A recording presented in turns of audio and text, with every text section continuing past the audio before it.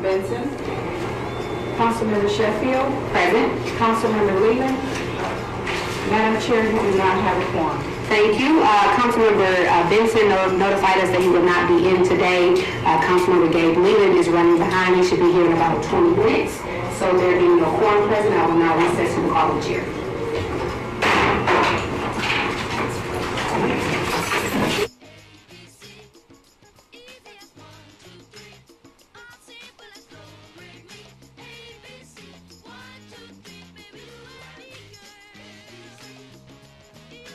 Will the clerk please call the roll? Councilmember Benson. Councilmember Sheffield. Present. Councilmember Leland. Present. Mr. Chair, you have a quorum. Thank you so much, Madam Clerk. And I did receive a note from Member Benson with an excused absence. We have some minutes to approve from last year. Hearing no objection, those minutes are approved. We'll do member reports at the end of the meeting. Number one, under unfinished business, status of the City Planning Commission submitting proposed ordinance to amend Chapter 61 of the 1984 Detroit City Code, zoning commonly known as Detroit Zoning Ordinance by many, Article 17, District Map 3, to show Plan Development District zoning classification with a B4. Motion to discuss. So moved. I do see City Planning Commission before us, and we used to see Mr. Todd, but I know he's got some good cover today. So welcome, and I want to just get a quick status update. I'm seeing that this is a zoning rezoning request. And we're looking to schedule a presentation possibly next week. Is that correct? Hey, good morning, Mr. Chair. As this body knows, this is the request of Columbia Development, Michigan, and the DDA for the Detroit Event Center. And prior to recess, this committee had referred the item to formal with a couple of conditions, and the petitioner had asked the item be referred back to the committee to give them time to address those conditions. And we expect we'll have a presentation from them ready next week on the 15th. Okay, so the motion would be then to bring this back in 1 week. Any questions? Yes. Member Sheffield. Thank you, Mr. Chair. Just to use the CPC, I know originally we had talked about including the Eddystone and the Parkstone. Where are we with that alternative zoning? Well, as you know, Member Sheffield, sorry, through the chair, Member Sheffield, that was one of the options that this committee had referred to formal. And the petitioner is actually, we've been in discussion, our staff has been in discussion with him over the last few weeks. The petitioner wants to come forward to this body with a vision for what they want to do with that area, and we were hoping to have submission by today. We don't, but we know that by next week we'll have more clarification from them on what their vision is for that area and what they want to do with it. Okay. Thank you. Thank you. Motion to bring this item back in 1 week. So moved. Moved by Member Sheffield. Seeing no objection, that motion stands approved. Thank you very much. Item number two, status of the Finance Department Purchasing Division, contract number 2901672.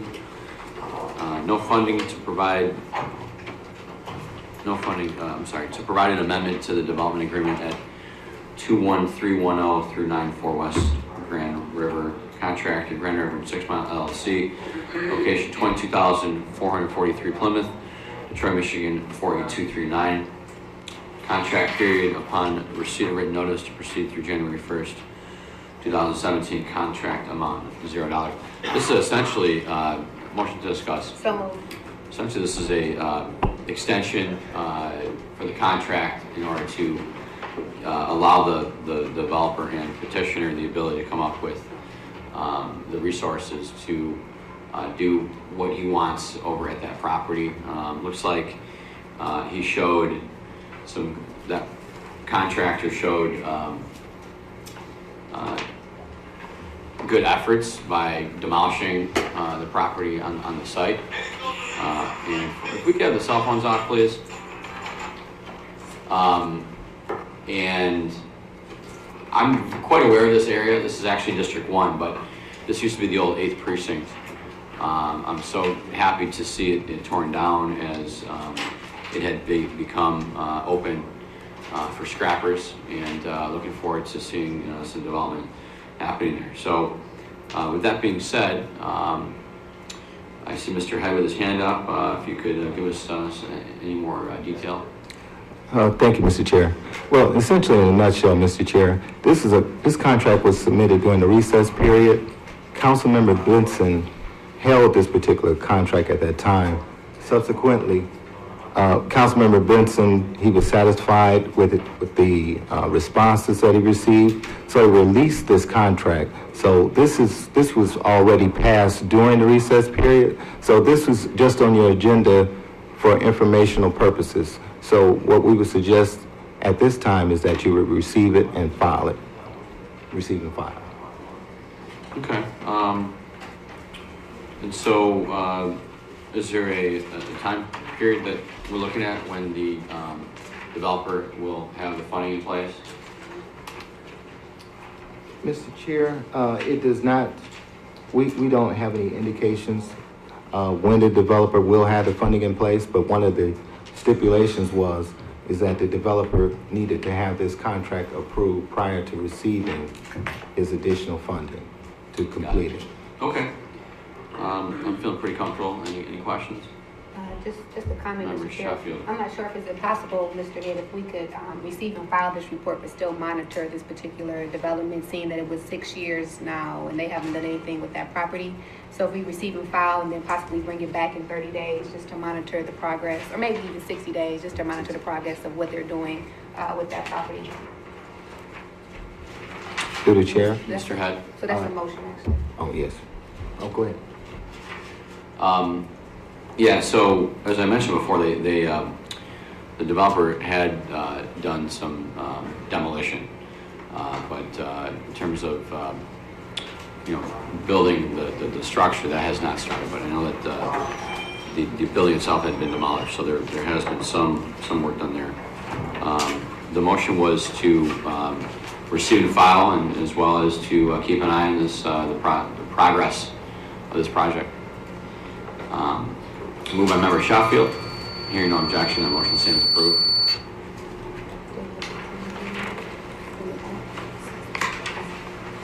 Item number 3, status of Councilmember Mary Sheffield submitting memorandum of Boydell Development, proposed rehab of Wayne State University Shapiro Hall, 1,110. We good?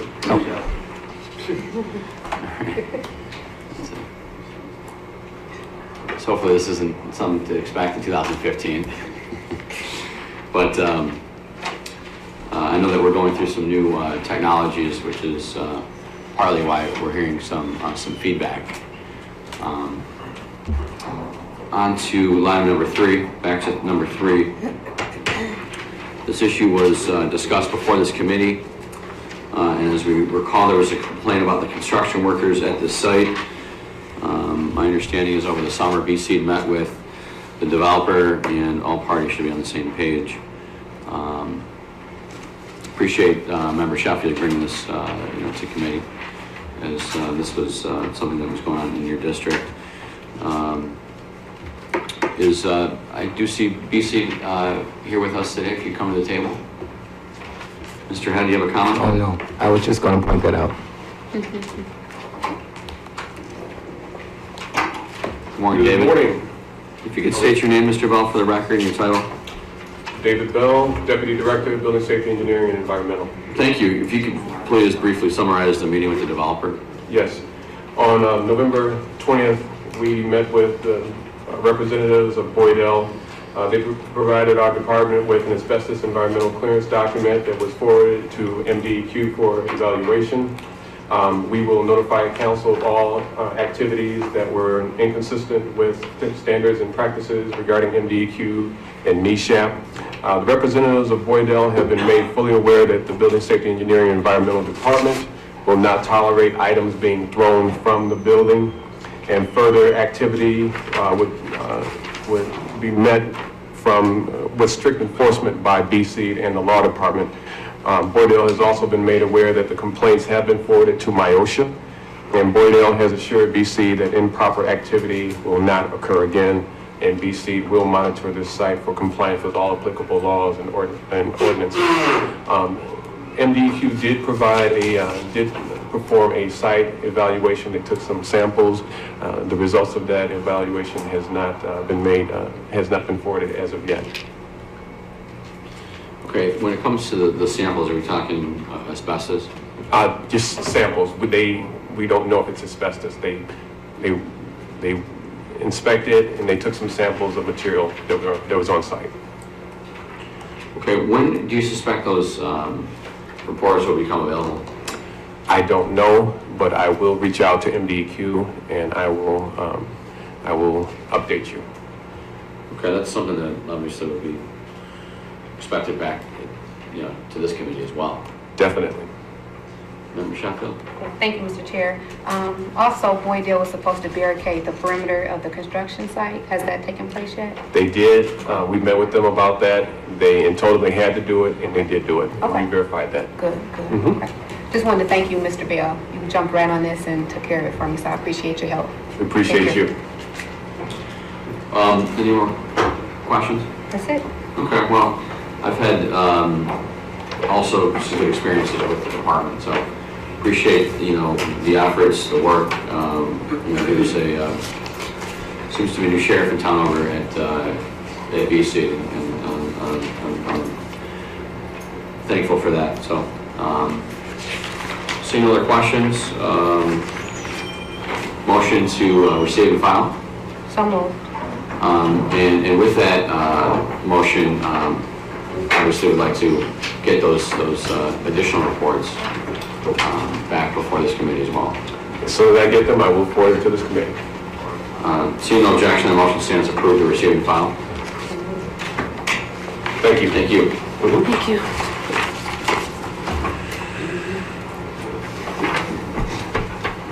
Item number 4 under City Planning Commission, submitting a report relative to proposed master plan amendment, Rosa Parks Neighborhood Cluster 6.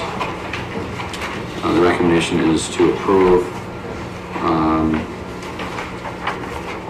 This is regarding Henry Ford Health Systems, and if I could get a motion to discuss. So moved. If the City Planning Commission could please speak on this item. Yes, good morning, Councilman. Good morning. On the morning of November 20th, when this committee met, it took up the proposed amendment to the master plan that Planning and Development had brought forward. However, the Planning Commission had not yet taken a vote on that issue. They did that later on that day, and on the evening of November 20th, they voted to recommend approval of this master plan amendment as reflected in the report that was submitted on November 21st. So the committee may want to have the clerk take that amendment that was taken up back on November 20th and move that to form. Okay, this seems pretty simple. Yes, if the council had interest in further details on that, Mr. Evans from the Planning and Development Department is available. Okay. Member Sheffield, any No, I'm questions? familiar with this. I'm fine. Okay. Wanted to just quickly ask you about the conversations before the City Planning Commission on this issue. Were there any negative feedback from the public on any recent meetings regarding this particular subject?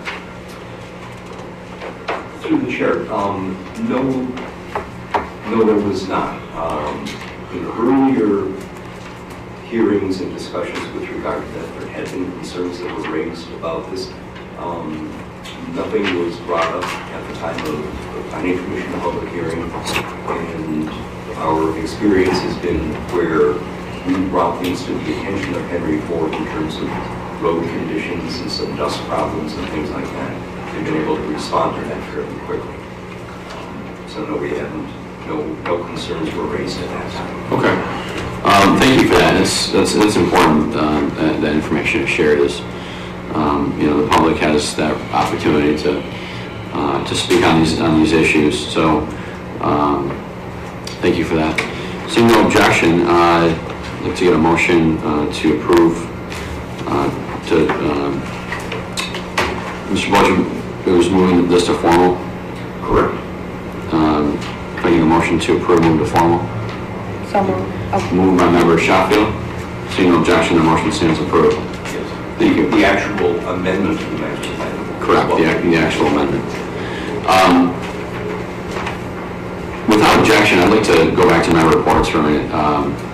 We got a little bit of a late start here today, and I was going to mention that earlier. But I had the honor and privilege to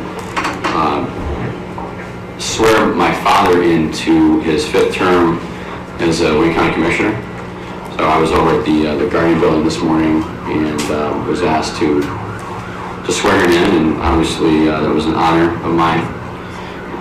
And looking forward to working with the county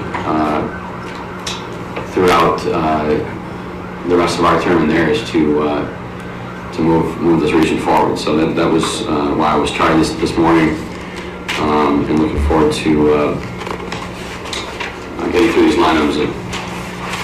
Back to the script. Let's go back to line number 6 under Legislative Policy Division.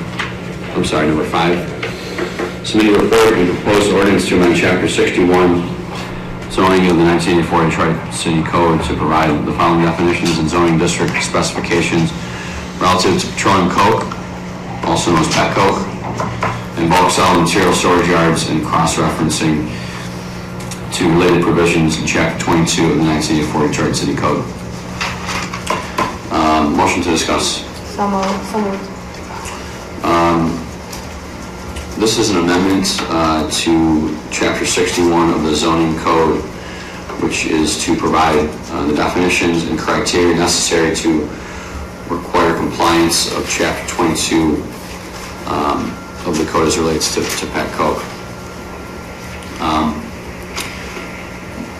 Chapter 22 was actually taken up in public health and safety,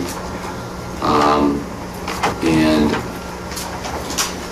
I'm curious about the two, Chapter 22 as well as Chapter 61 being brought together for one public hearing. That was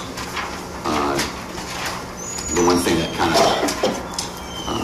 shut out to me. And so the question is the timing of these, of these public hearings, and when those should take place, because it's dealing with, with both of those amendments. Mr. Bolger, can you speak on that? Yes, Mr. Chair. The zoning ordinance for Chapter 61 portion of the code regulations, that ordinance has been approved by the Corporation Council. So it is ready for introduction as soon as the Chapter 22 provisions dealing with solid waste, as soon as that ordinance is approved as to form. I believe Ms. Long from the Law Department may have some sense when that may be coming through. Because the Chapter 22 portion of it deals with solid waste, an issue which is regulated and reviewed by the Department of Public Works, typically that would come up before Public Health and Safety.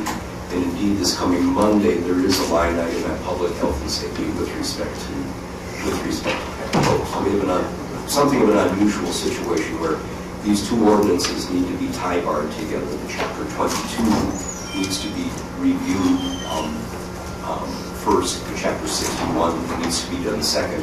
So the question would remain whether it would be taken up by Public Health and Safety, whether it would be taken up by this committee, whether it would be done in committee of the whole, or how that would be handled. The zoning portion of it is in fact ready to go. However, it depends on Chapter 22. At the time of the Planning Commission public hearing, there was no testimony pro or con from the public with respect to this. Attorney Long, Mr. Bolger had mentioned that the Chapter 61 part of the zoning code was ready for intro. Can you confirm and speak on that? I understand that Chapter 61 has been approved as to form already, so that would go, be referred for standard ordinance procedure. However, because Chapter 22 still has not yet been approved as to form, I believe that it has not yet been introduced for referral to committee. We would request of this committee actually to perhaps bring this item back in a week. I do believe that within a week we'll have Chapter 22 filed and approved as to form so that it can be referred, and then the two items can be referred together. Okay, that makes sense. I mean, I want to make sure that these items, do get debated together. Yes, sir.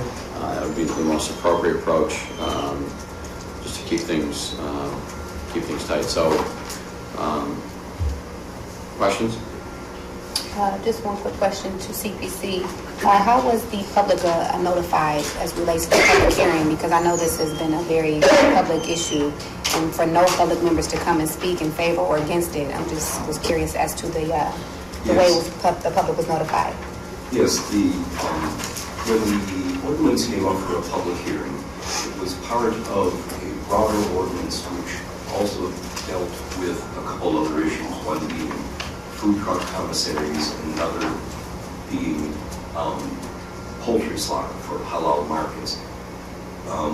Anytime there's a text amendment that has citywide impact, our office sends notification out on a citywide basis. I believe there are probably 600 to 700 notices mailed to community organizations, somewhat higher than the level of a block club. Sometimes we will notify all block clubs, but that ends up being a 2,000-piece mailing. The comments that were offered at the public hearing didn't focus on Petco, although they did deal with the other issues, and those are being looked at further. So this was viewed as being ready to go forward. And so the mailed notice as well as the published notice in Detroit Legal News was the method for notification. Okay. Thank you. Did this, Mr. Bulger, did the mailing of those, was it specific to location, proximity? From what you're telling me, 600 mailers were sent out to block clubs and community groups. That sounds like a lot. Yes, indeed. And it wasn't a targeted, it was not a geographically targeted mailing, since the zoning provisions would apply to any M4 intensive industrial district or any M5 special industrial district. And since those zoning districts are not concentrated in just one area, notification went out to community organizations all across the city. Gotcha. Yeah, I mean, the more the merrier, right? So I was just curious about that because the 600 community groups right in the proximity of this area would seem to me like a lot, but that makes a little more sense. Questions? No. Motion to bring back in a week. There's a motion on the table to bring back in 1 week, supported by Member Sheffield. Seeing no objection, the motion stands approved. Line item number 6, Legislative Policy Division submitting a report relative to ordinance combining citizens, district councils, and community advisory committees. This was a report that was requested by President Pro Tem Cushionberry.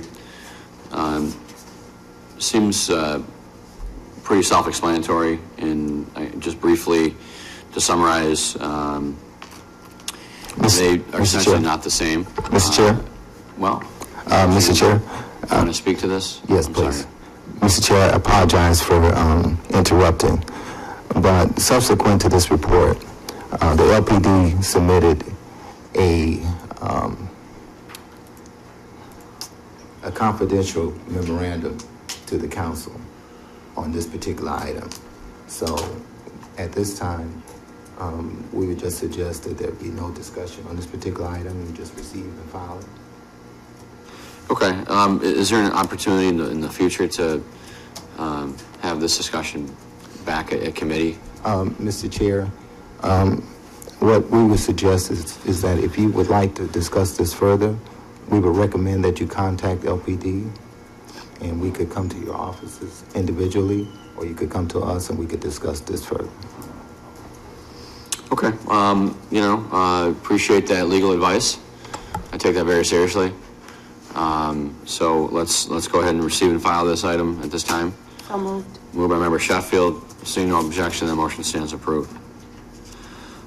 On item 7, submitting report relative to creation of ordinance establishing a vacant property registry. This was submitted by Member Lopez, Castellano Lopez, on November 4th.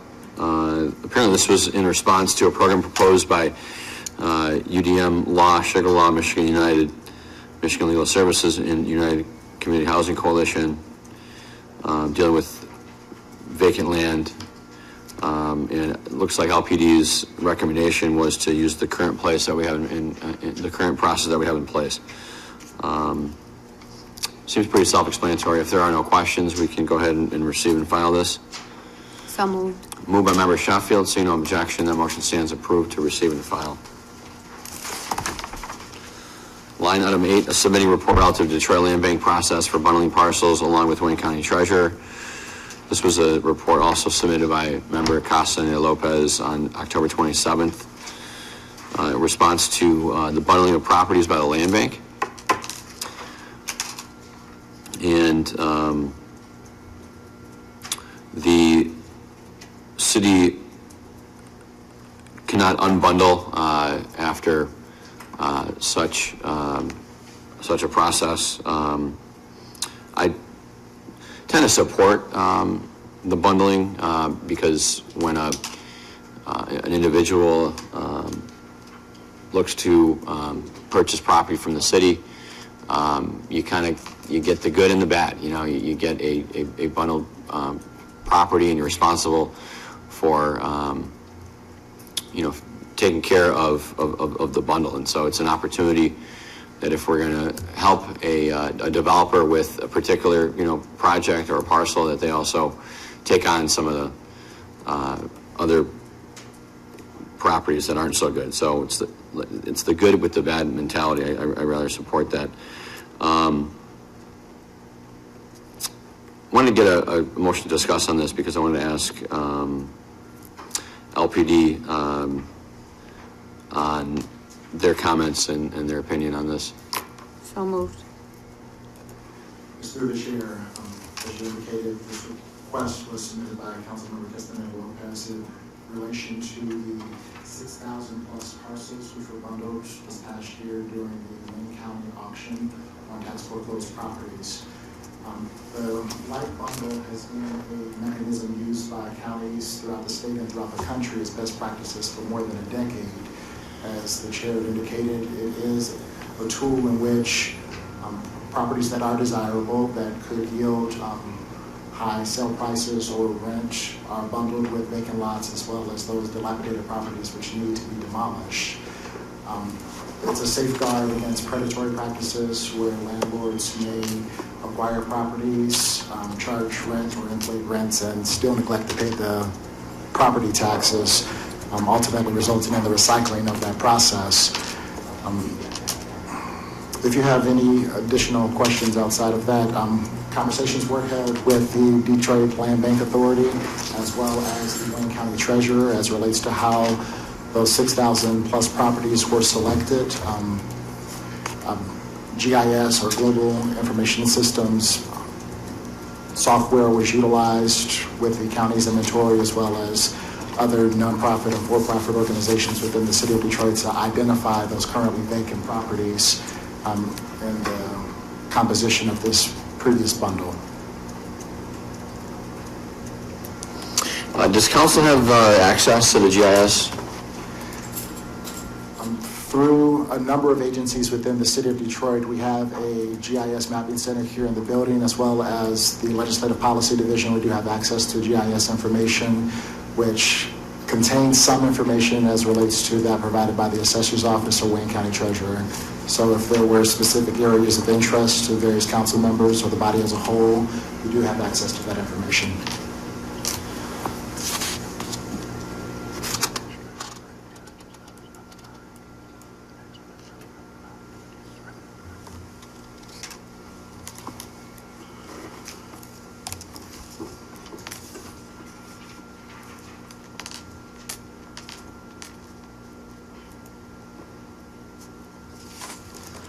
Sorry about that. This is a process that is the city new to the bundling of parcel? I mean, we're talking. I mean, obviously the land bank is relatively new, but I mean, have we ever seen anything like this in the past with the bundling of 6,000 properties? The 6,000 plus parcels is unprecedented. This was the first time that a bundle of this size has gone through the process, but smaller bundles have occurred over the past 10 years. Okay.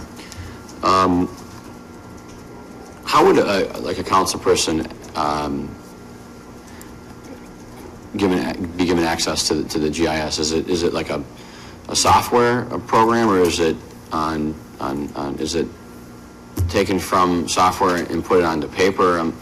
I'm rather curious. I mean, I'd like to, I'm a visual person, so I'd like to to look into that.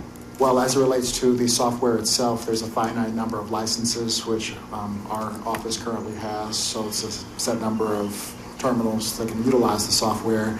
However, GIS itself, it's a system of layers, so it's essentially data that's retrieved from various agencies, and that data is compiled into a visual map, if you will, showing what particular information is being sought. So if you had any particular questions on types of property, if it's residential, commercial, various businesses, those maps can be generated.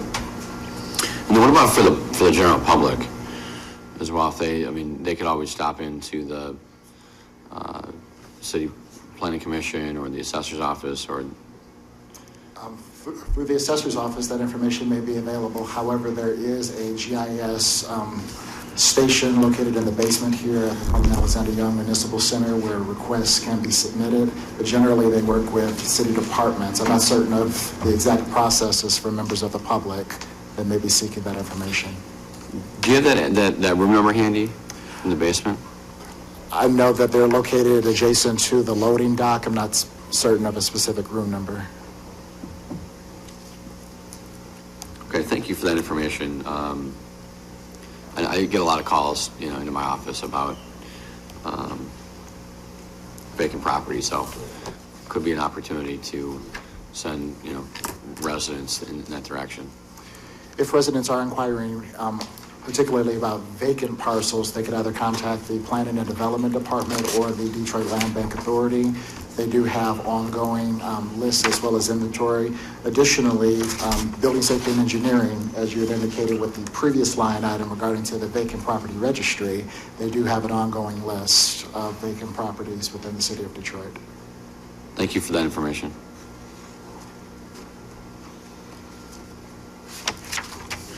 Any more questions? No?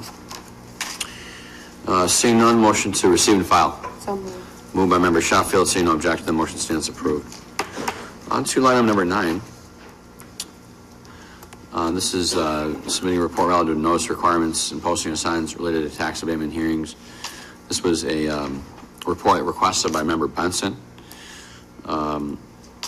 And motion to discuss. So moved. Member Benson had inquired after some public comments in a committee a few months back to report on notice requirements for various abatements and incentives. Mr. Head, could you elaborate for us on this, please? Thank you, Mr. Chair. Yes, you are correct. Councilmember Benson wanted LPD to report on the statutory requirements of the public hearing notices for tax abatement hearings. In addition, Councilmember Benson wanted to know should signs be placed at sites where tax preferences were sought. This was generated by a comment in public comment, as you stated, and the suggestion was that where there were future developments at tax abatement sites, a site be placed there to inform individuals that are working in construction trades, individuals that may be interested in future employment, that there was future development there. So in our report, we went through the Michigan tax program, Public Acts 198, 328, 210, and 146, and we discussed the statutorily specific posting requirements for each one of those. I know Councilmember Benson is not here, so you may want to bring it back. I don't know if you want me to rehearse all the items in this report, but the bottom line, just to cut to the chase, is that we had a couple of suggestions because it appears to be some holes in the law when it comes to the posting requirements and notice requirements. With some of the older abatements, there are no specific time requirements for postings.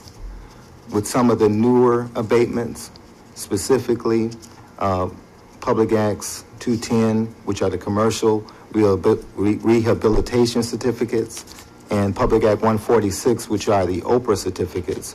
When it comes to districts, there's a notice requirement which states that posting must be no less than 10 days, no more than 30. So you have a time period, a time frame. So what we're suggesting is that council may want to discuss with the clerk in the future about developing a reasonable notice requirement. And our report discusses in detail how you determine what is a reasonable notice. The last issue that we suggested was in regard to the posting of signs. We stated there are several pros and cons that come with the posting of signs at developments to inform people that there may be future construction jobs. Some of the cons in that are the facts that developers are working closely with DEGC prior to signing their agreements. So some of the construction jobs may already be taken. Some of the subsequent jobs may already be in the works with Detroit Employment Solutions. So you could have several people call in about these jobs and they may be frustrated because there are no future opportunities. But the pro is that these people may be able to get in touch with DEGC. I'm saying people who work in the construction trades.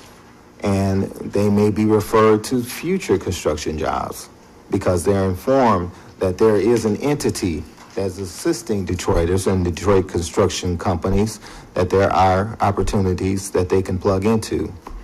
And they may also plug these individuals in the Detroit Employment Solutions network. So the bottom line is we suggested that council may want to pursue a sign policy. Having these individual developers post signs on their sites when they receive tax preferences, because the signs, the cost is nominal, and it could be beneficial because it could help these individuals find Detroiters to work at their jobs, and they could find some quality people. And that's it, sir. Thank you. I mean, it sounds like you spent quite a bit of time in this with your team and coming up with some recommendations. That's exactly what the purpose was for the report submission. And so I always like to help, make efficiencies where possible. If we can help the public, giving them the information in a way that's better as it relates to getting jobs and so forth. That's kind of us bringing about policy changes is really what our jobs are all about. And so I appreciate the work, and just so you know, we're also working in my office on making some efficiency changes. There are some laws on the books, I think, that provide some flexibility with how we conduct business through noticing, and specifically with the clerk's office. And I'm looking forward and encouraged on how those conversations are going currently. But legislation is made to be amended, and the extent that the city can advocate, for changes to existing state statute. I mean, I'm all about, having that conversation. But from what you're saying, this does provide some flexibility, and Yes. I'm gonna look a deeper dive into this to see how we can be a little more efficient and therefore more effective at our job. So, Any more comments? so, Mr. Chair, given the fact that this was generated by Councilmember Benson, he's not here today, what I would just recommend is that you bring this back in a week, give Councilmember Benson a chance to weigh in and give you opportunity to read through this a little further. That sounds reasonable. Sounds very reasonable. Any questions? Motion to bring this item back in 1 week. Moved by member Sheffield. Seeing no objection, that motion stands approved. Line item 10 from the Planning and Development Department, submitting report relative to the monthly report on short-term lease agreements. This is from August 2014. This is a August monthly report on short-term leases under $25,000 that council authorized Planning Development Department to enter into under 30 days. We're looking at 2 leases here. Could we get a motion to discuss very quickly to LPD? This hasn't come through very many times. I'm just curious about this process and what sort of we're responsible for as relates to these specific lease agreements. I see Mr. Marusic here. Would you be comfortable speaking on this issue?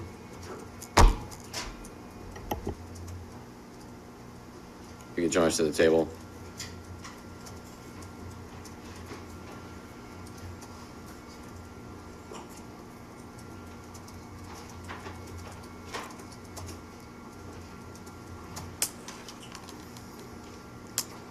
You can introduce yourself for us. James Marusic, Planning and Development Department. Yeah, so how do these opportunities come about? Folks just call the department, request the short-term lease of a city-owned property. The council approved, allowed us to enter into these leases that are below $25,000. So we just report the amount of the leases on a monthly basis that are below $25,000. The ones above $25,000 have to come before your body for approval. So these are city-owned buildings? Not necessarily. I mean, mostly vacant properties. But I would tend to say that 100% would be vacant properties. Properties that are leased for parking, short-term parking for events, construction staging, a couple months, properties that are only needed for a couple months at a time, mostly parking, short-term parking agreements. But if there was obviously some other kind of a property sale or what have you, that would obviously come before this committee. Well, yeah, property sale, no matter what. We're talking specifically on leases under $25,000. Right. The short-term lease is like month to month. Does the time frame of the lease, is it ever shorter than that? No, that's our minimum. So like if there's an event or something and someone needs parking, they'd actually have to lease that parking lot for a month? Well, it's considered a month lease, but yeah, you're right. It would only be a couple days, for a couple days or a weekend. But that's a policy that Planning Development has, is that it's a month to month, but they don't necessarily have to. Right. And sometimes it's shorter. You're right in that regard. It's not usually, sometimes it can be short. It can be a week or two, or a couple days. We just consider those monthly, but, rather than get into a lot of detail, we just consider the whole, put it into a bundle as monthly. Do you actively promote these properties? No, we don't. It just so happens that Folks, there this- are this- individuals that contact you Right, that know about a particular property, maybe Right. someone that has done this, year after year. right. Exactly. Is there any opportunities to promote these properties for that reason, or through your real estate division? Well, there's a process involved now with the properties being transferred to the land bank, and the Detroit Building Authority is going to be taking on management of the city properties. So there'll probably be some opportunities there when that happens. But at this time, the planning, the real estate division is not doing that. We've stopped our bid sales, and we've stopped, the land bank has taken over the single-family residential properties. They're eventually going to be taking over the rest of the residential properties in the next couple of months.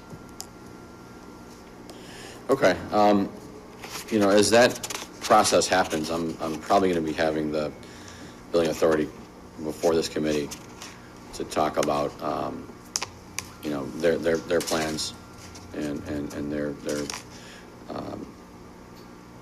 program. So thank you for sharing that, and thanks for answering my questions today. Any additional questions?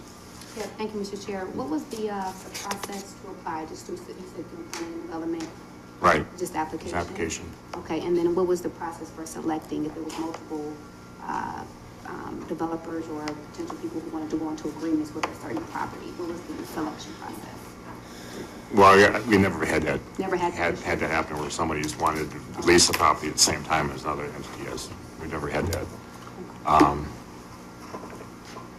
Was there certain things that you looked for when you agreed with certain people?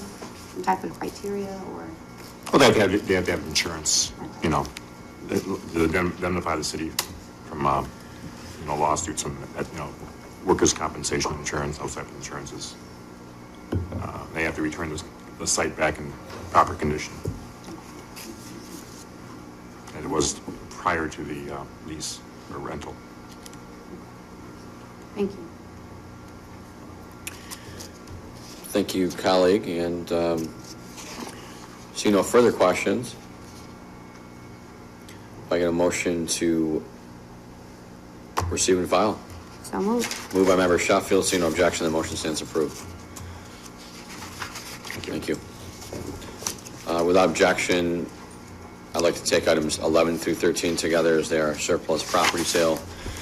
And it doesn't look like there are any issues regarding these properties.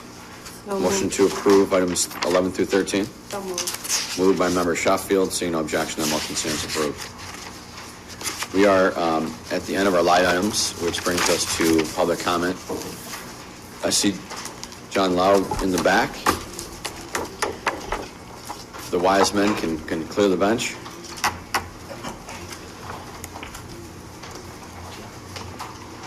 Thank you. Welcome. Mr. Lau, this is public comment. You have 2 minutes, and you may begin. Another year. This November 25th, last hearing that you had on this proposal to rezone this Illich hockey rink deal was really the most disgusting thing I've seen. Mr. Chairman, you weren't president then, but the way it was conducted was unbelievable. A lot of people were irate about this, and it's the typical Illich tactics of, well, we'll just show them something and then we'll have a big meeting and everybody will say wonderful. Then they had the temerity to go to the city council with a walk-on proposal to rezone the hockey rink. Walk-on, no consideration. Anything that takes place should merits another public hearing, and not one that's just before the last council meeting. This was just off the chart. It's typical of what is characterized the failures of the city. Moving on, the other problems are that they're in violation of the Downtown Development Act. Here's the amended lease dated December 10th. It's with a new company. The table of contents doesn't even have the right pages for a $500 million project. That's the kind of low-quality rush job that this thing has been subjected to. What is the Illich record? You know about it. He didn't pay rent on the Joe Louis for 3 years. Then they had the West Woodward project. That's what it looks like, and that's what this is going to be. Abandoned buildings and gravel parking lot. Here's his building on Grand Circus Park. This is a real landmark. That's the record of this man. There's no surety bond on this project, nothing. I went to the meeting. They don't even have the money to pay for this thing. The financing cancels the catalytic money and also requires them not to take out another bond for years. And it's required to be reviewed by the council and hasn't been. Thank you for your comments. Any other members of the public wishing to speak today? Seeing none, we'll turn to member reports. Member Sheffield. Thank you, Mr. Chair. I just want to let residents in the city of Detroit know that the city will be hiring up to 150 Detroit residents to help board some of the vacant schools that were transferred to the city of Detroit from DPS. Applications are now open on the City of Detroit's website and also through the Detroit Employment Solutions Corporation's page as well. They will start hiring in spring of 2015, but I'm trying to encourage as many young people to apply so that you all can be put to work. Once again, 150 Detroiters will be hired ages 18 through 21 starting in spring of 2015. This month, I will be holding my monthly meeting over at Metropolitan Church on Woodward. That is going to be held on the 21st from 6 to 8 p.m. Asking all District 5 residents to come out so that we can create an action plan for this year. Some of the things that we want to accomplish for this year we will be discussing. Lastly, this month is the National Donor Month.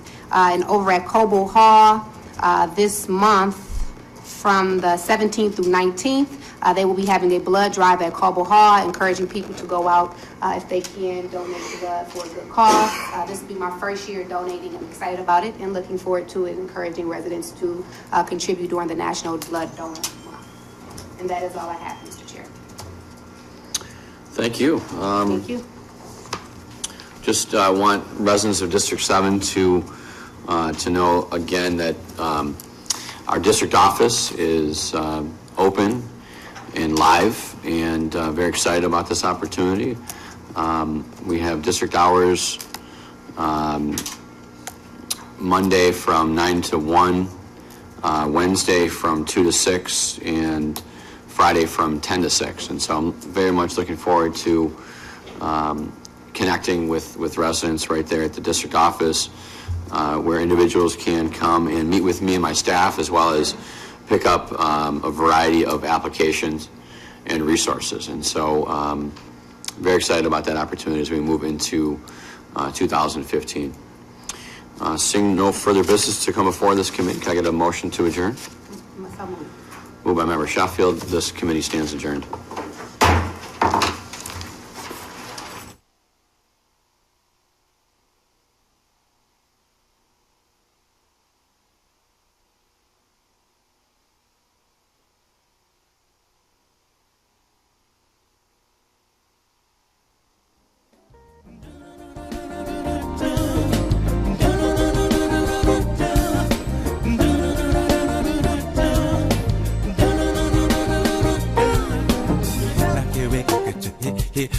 Here we go, we go, take it slow, you got your breath,